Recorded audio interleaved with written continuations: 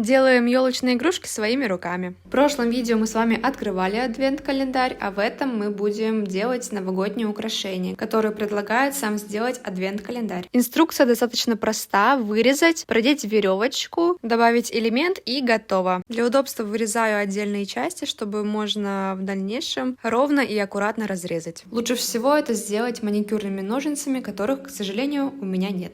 И вот мы наконец-то вырезали одну штуку, и то же самое делаем с остальными. После того, как мы вырезали, нужно сделать дырочку, и легче всего это сделать дыроколом, как я и сделала. Все то же самое проделаем с остальными.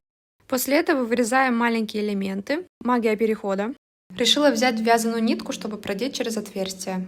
В конце делаю узелочек. Так со всеми.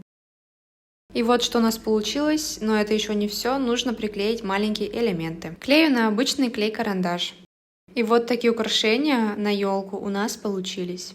На этом было все, всем пока!